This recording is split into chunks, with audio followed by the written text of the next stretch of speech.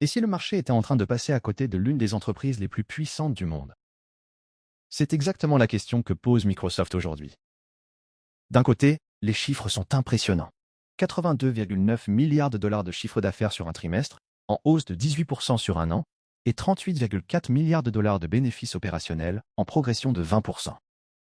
Le cloud accélère. L'intelligence artificielle transforme les usages. Et Microsoft semble plus dominante que jamais. Et pourtant, l'action recule autour de 412 dollars début mai 2026. Autrement dit, pendant que l'entreprise enchaîne les records, le marché, lui, temporise. Alors, est-ce qu'on a devant nous une opportunité rare sur un géant mondial? Ou est-ce que le marché anticipe déjà un risque que beaucoup d'investisseurs n'ont pas encore vraiment intégré? Dans cet épisode, on va répondre à une question simple mais cruciale. Est-ce que Microsoft est réellement sous-évalué aujourd'hui? Pour commencer, il faut bien comprendre ce qu'est Microsoft aujourd'hui. Parce que non, Microsoft, ce n'est plus seulement Windows ou Office. C'est un écosystème technologique mondial, présent dans la productivité, le cloud, les logiciels d'entreprise, le jeu vidéo, les réseaux professionnels, l'IA, et bien plus encore. Office, Microsoft 365, Azure, Dynamics, LinkedIn, Windows, Xbox, Surface, Bing, tout cela fait partie de la même machine. Et c'est ce qui rend l'entreprise si intéressante. Microsoft ne se contente pas de surfer sur la vague de l'intelligence artificielle. Elle commence déjà à la monétiser. D'un côté via Azure, qui héberge notamment les modèles d'OpenAI. De l'autre via Copilot, qui s'intègre progressivement dans Office, GitHub, Teams et d'autres produits du groupe. Résultat, Azure a progressé de 40% ce trimestre, et plus de 20 millions d'utilisateurs payants ont déjà adopté Microsoft 365 Copilot. Autrement dit, on n'est plus dans la promesse, on est déjà dans l'exécution. Ajoutez à cela l'investissement de 13 milliards de dollars dans OpenAI, une participation estimée autour de 27% du capital, et un accord qui pourrait générer jusqu'à 250 milliards de dollars de consommation Azure d'ici 2032. Et on comprend vite pourquoi Microsoft est au cœur du sujet. Et c'est là qu'on touche à quelque chose d'essentiel. Microsoft n'est pas seulement une entreprise en croissance, c'est aussi une entreprise très difficile à déloger. Selon les critères de Morningstar, elle dispose d'un large moat, c'est-à-dire d'un avantage concurrentiel durable. Pourquoi? D'abord, à cause des coûts de changement. Plus de 400 millions d'utilisateurs professionnels utilisent Office et Microsoft 365 dans leur quotidien. Changer d'environnement coûterait cher, prendrait du temps et pourrait perturber toute l'activité. Ensuite, il y a l'effet d'écosystème. Les produits Microsoft se complètent, s'intègrent entre eux et se renforcent mutuellement. Azure, par exemple, bénéficie de la présence massive de Windows et d'Active Directory dans les entreprises. Résultat, pour beaucoup d'organisations, migrer vers Azure est tout simplement le choix le plus naturel. Et plus une entreprise adopte The Brick Microsoft, plus elle devient dépendante de l'ensemble. À cela s'ajoute une marque extrêmement forte, des brevets, des positions solides dans plusieurs marchés clés, et des économies d'échelle immenses grâce à ses centres de données mondiaux. En clair, Microsoft a bâti des barrières très difficiles à franchir, et l'intelligence artificielle vient encore renforcer cette position. Mais attention, même les plus belles forteresses ont leurs failles. Et avant de conclure que Microsoft est une évidence en bourse, il faut aussi regarder ce qui pourrait freiner le dossier dans les prochaines années.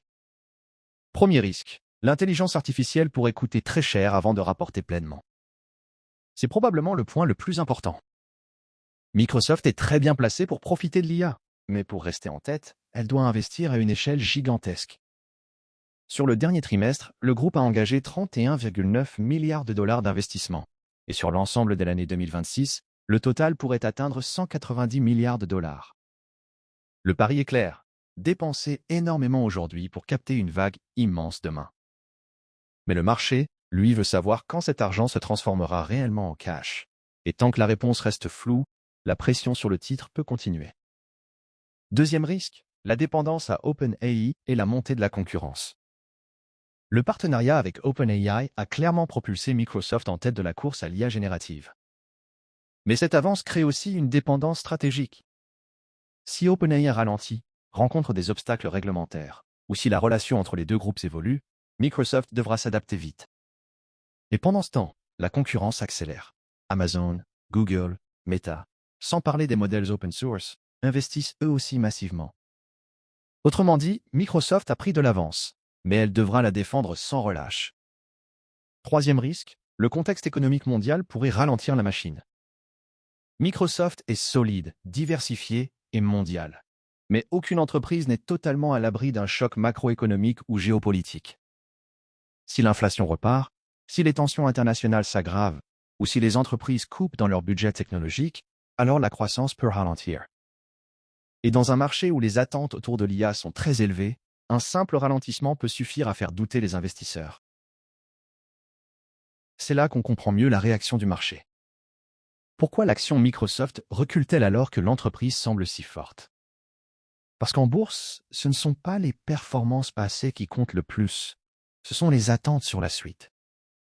Et il y a quelques mois, l'euphorie autour de l'intelligence artificielle avait presque poussé le marché à intégrer un scénario parfait. Puis les vraies questions sont arrivées. Combien faudra-t-il investir? Dans combien de temps ces dépenses rapporteront-elles vraiment? Et jusqu'où les marges peuvent-elles tenir? La baisse du titre ne dit donc pas forcément que Microsoft va mal. Elle dit surtout que le marché est passé de l'enthousiasme à l'exigence. Et souvent, c'est justement dans ces moments-là que naissent les meilleures opportunités. Alors maintenant, la vraie question, c'est celle-ci. Est-ce que ce doute du marché est justifié? Pour y répondre, il faut regarder les fondamentaux. Pas seulement les gros titres, mais les chiffres qui disent vraiment quelque chose sur la qualité de l'entreprise. Premier indicateur, la création de valeur économique. Ici, on compare le retour sur capital investi au coût moyen du capital. En clair, on regarde si Microsoft gagne plus sur ses investissements que ce que lui coûte son financement. Dernièrement, le retour sur capital investi se situait autour de 21 à 22%, contre 8,5 à 9% pour le coût du capital. L'écart est énorme. Et cela veut dire une chose très simple. Microsoft crée beaucoup de valeur. Deuxième indicateur, la politique de redistribution. Microsoft augmente son dividende depuis des années, à un rythme proche de 10% par an. Le rendement reste faible, autour de 0,9%, mais c'est surtout parce que le titre reste bien valorisé. En parallèle, l'entreprise rachète aussi ses propres actions. Rien qu'au deuxième trimestre, cela représentait environ 3,5 milliards de dollars.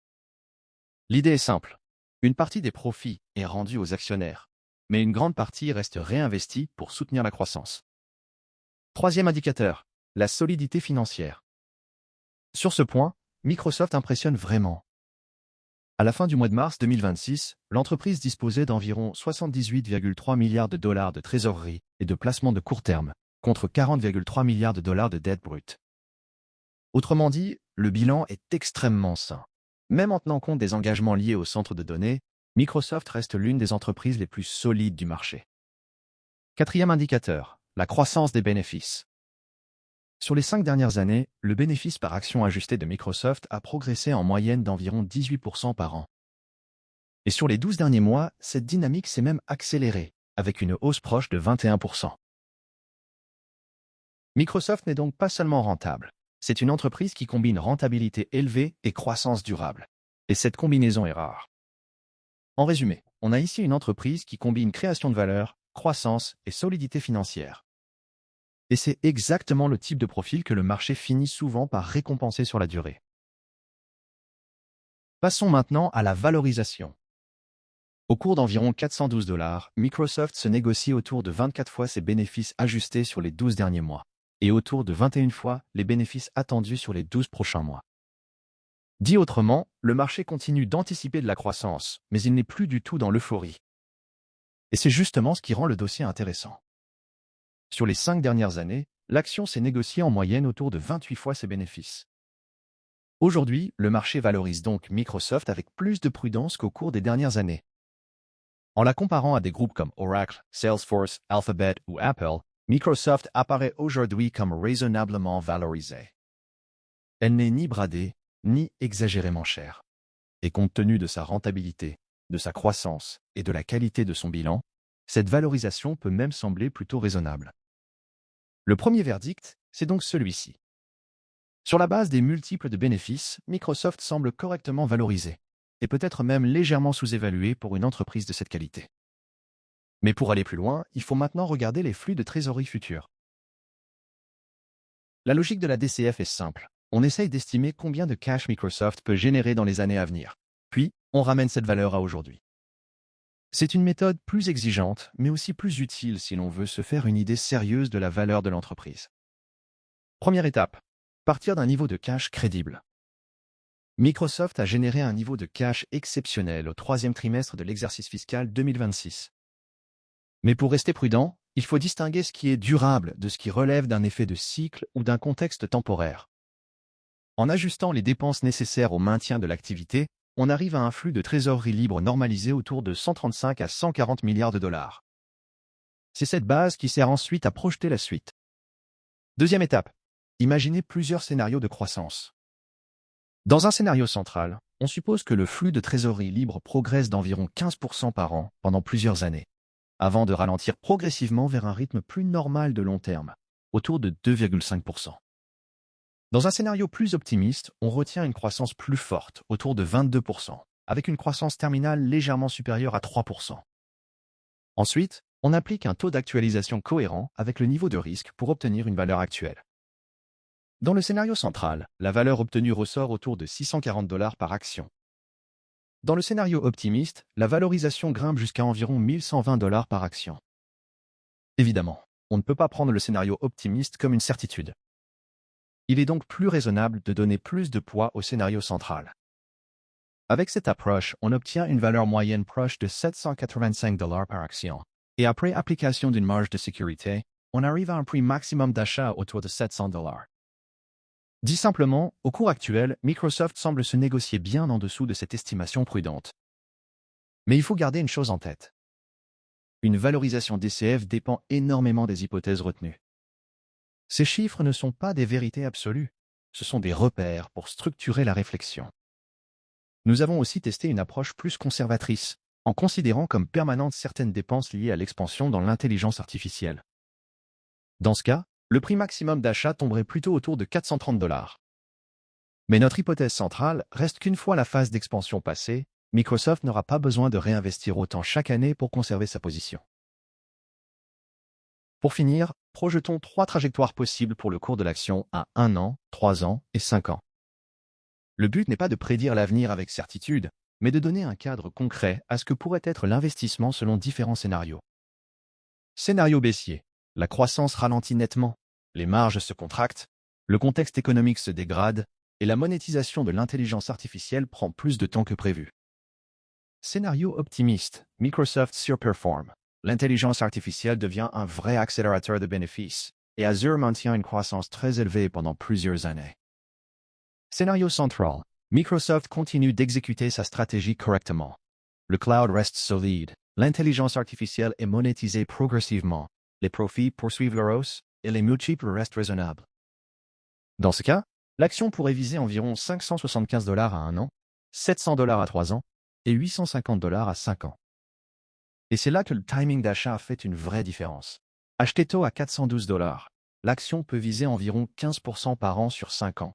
Acheter plus tard à 700 dollars, ce potentiel tomberait plutôt autour de 4% par an. Alors, qu'est-ce qu'on retient de tout ça? À ce stade, le constat est assez clair.